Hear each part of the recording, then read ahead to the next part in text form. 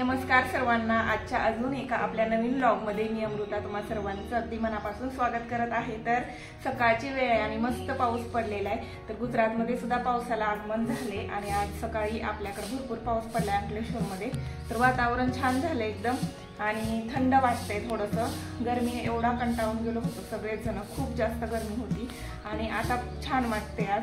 तरी सतत कंटिन्यू पाऊस थोडा थोडा पडत गेला तर थंडक राहिली, नाही तर परत गरमी चालू होऊन जाईल। कारण पाऊस पडून गेल्याच्या नंतरची गरमी तर जास्तच खतरनाक असते। तर तुम्हाला मी दाखवते आमच्या आजूबाजूचा परिसर किती छान दिसतोय, छान म्हणजे मस्त एकदम प्रसन्न वाटतंय सगळं। तर मी वरती टेरेसवर आलेली आहे।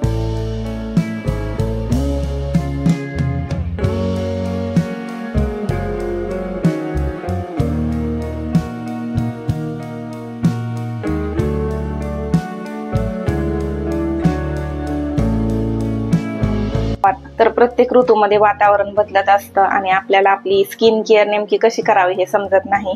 तर स्किन केअर तर खरं तर सांगायचं तर करायलाच पाहिजे, कारण आपण जेव्हा काहीच करत नाही, सगळ्या गोष्टी सोडून देतो, तेव्हा स्किन खूप जास्त खराब होते।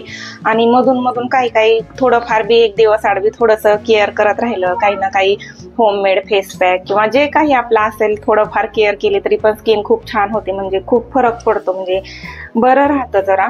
आणि सगळं सोडून दिल्यानंतर काहीच होत नाही। माझं पण तसंच होतं। मी मध्यंतरी खूप जास्त गरमी होती, म्हणजे 15 दिवसात तर इतकी गरमी ना की भयंकर उष्णता होती, सतत घामाच्या धारा लागत होत्या। एसी मध्ये बेडरूम मध्ये बसेल तेवढंच काही एसी, आणि आपल्याला काही 24 तास असं बसणं होत नाही एसी मध्ये। आणि दुपारच्या वेळी मुलं झोपत नाही, त्याच्यामुळे मग मी पण झोपायची नाही दुपारी, आणि मुलं म्हणजे हॉलमध्ये टीव्ही बघायची, मग बाहेर जातील काय करतील म्हणून मला पण झोप यायची नाही। आणि त्याच्यामुळे स्किनची खूप जास्त वाट लागलेली, खूपच जास्त डल झालेली, डलनेस जास्त वाढलेली आणि अजिबात चांगली नाही राहिलेली, खूपच खराब झालेली। तर उन्हाळा खूप जास्त घाम येतो तेव्हा मी मागच्या वेळेस एक व्हिडिओ टाकला होता, आईस मसाजने फरक पडतो, स्किन ग्लोईंग होते, टॅन निघून जातो टॅन निघून, पण ते सुद्धा करावंसं वाटत नाही, कारण प्रचंड गरमी, सतत घामाच्या धारा लागलेल्या आणि काहीच करायची इच्छा होत नाही, कामही करायची इच्छा होत नाही, स्वतःची केअरही घ्यायची इच्छा होत नाही, काहीच करावंसं वाटत नाही, म्हणून काहीच केलेलं नव्हतं। पण आता पावसाळा चालू झालाय आणि पावसाळ्यात कसं असतं, मिक्स वातावरण असतं, म्हणजे जेव्हा सतत पाऊस पडत राहतो तेव्हा थंड वाटतं, आभाळ भरून आलं की दमट वातावरण होतं, उष्णता वाढते, गरमी असते, थंडी असते, असं असतं पावसाळ्यात। आणि स्किन साठी सगळ्यात चांगलं वातावरण म्हटलं तर मग थंडी असते, कारण थंडीमध्ये म्हणजे स्किन एकदम ड्राय होती आणि आपण जे काही अप्लाय करतो ना ते पूर्ण ऍब्झॉर्ब करून घेते स्किन, म्हणजे की आपल्याला तसं चांगलं चांगलं खाऊ घातलं आणि ते डायजेशन झालं की आपल्याला सगळे विटामिन्स वगैरे भेटतात आणि आपली आपण जसं हेल्दी होतो तसंच असतं, स्किन सुद्धा खाते, म्हणजे ते सुद्धा ऍब्झॉर्ब करते। आपण वरून काही ॲलोवेरा जेल आहे, मॉइश्चरायझर आहे किंवा अजून कुठल्या क्रीम आहेत ज्या की म्हणजे मॉइश्चरायझर, लोशन असं वगैरे, आणि बदामाचं तेल आहे, ते जरी अप्लाय केलं, थोडा हलका मसाज केला तरी स्किन एकदम ग्लोईंग होते, म्हणजे स्किनची हेल्थ चांगली राहते। तसं असतं काहीतरी तसं। पण आता उन्हाळ्यात आणि हिवाळ्यात थोडंसं, म्हणजे उन्हाळ्यात एवढंच की आईस मसाज करणं आणि सनस्क्रीन लावून ठेवणं, उन्हामध्ये थोडंसं झाकून ठेवणं, एवढंच आपण काळजी घेऊ शकतो। तर थंडीमध्ये पावसाळ्यामध्ये वेगळं काय करू शकतो, तर पावसाळ्यात जेव्हा गरमी जास्त असते तेव्हा ऊन पण पावसाळ्यात कमी असतं, आणि जेव्हा दमट वातावरण असतं तेव्हा काहीच नाही करायचं, सोडून द्यायचं। रात्री झोपताना वगैरे थोडंसं ॲलोवेरा जेल किंवा घरी ॲलोवेराची कुंडी असेल तर ते घासून घ्यायचं। आणि नंतर दुसरं म्हटलं तर मग असंच काहीतरी एखादा फेस पॅक किंवा काहीतरी घरच्या रेमेडी, जास्त काही असं महागड्या क्रीम वगैरे आणत बसायचं नाही स्किनसाठी।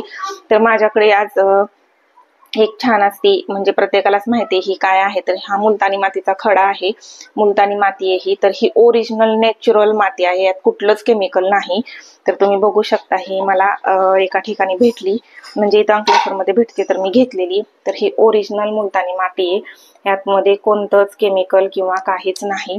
तर ही मुलतानी माती आपल्या स्किनला खूप चांगली, गुलाब जेलमध्ये टाकून लावण्यासाठी, कुठले साईड इफेक्ट होणार नाही, टॅन निघून जाईल। आणि आज तसंच काहीतरी आहे, पाऊस होता तोपर्यंत थंड वाटलं आणि आता पाऊस उघडला की गरम व्हायला लागले, म्हणून मग शक्यतो ना मुलतानी माती घ्यायची, तर अशीच भेटली तर घ्यायची, खूप दिवस राहते। आणि वाटतात हे खडे असे आहेत, पण खूप जास्त कडक आहेत हे खडे।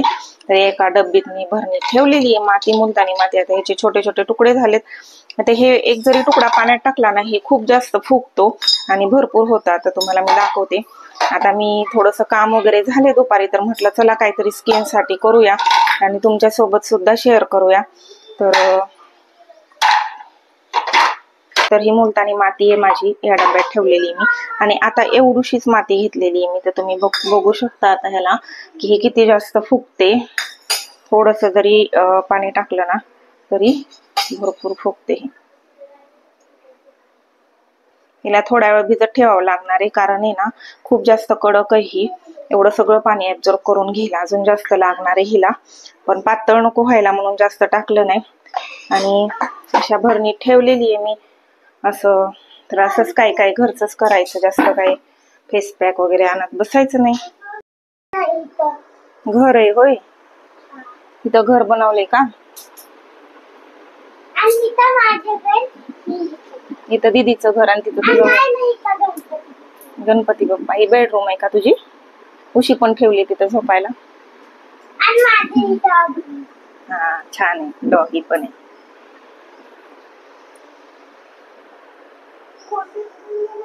चला आता जेवण करून घेऊया मग खेळा.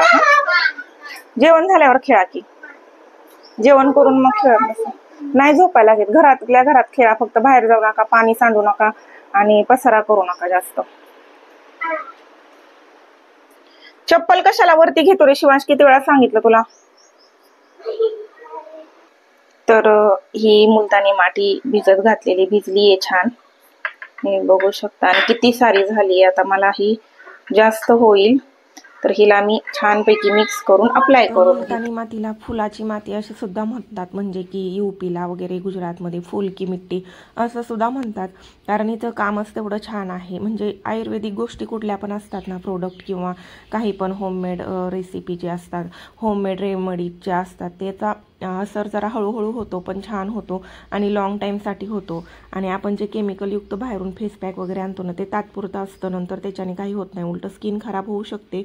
म्हणून मुलतानी माती अप्लाय करायची.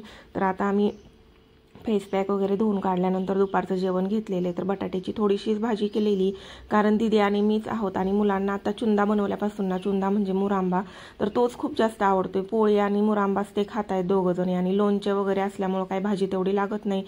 तर लोणचे खूप छान झालेले आहेत. हे गुंद्याचं लोणचं मी पहिल्यांदा बनवलं, पण फारच छान झालेले, खूप आवडलं मला. ते मुरल्यानंतर तर अजूनच मस्त झाले. मला वाटलं नव्हतं एवढं छान लागेल हे लोणचं, पण खूप छान झालेले. आणि कैरीचं लोणचं सुद्धा, म्हणजे सगळीच लोणची छान झाली, मस्त झाली. मला वाटलं नव्हतं कधी मी एवढी छान लोणची वगैरे बनवेल म्हणून, पण छान जमतंय मला.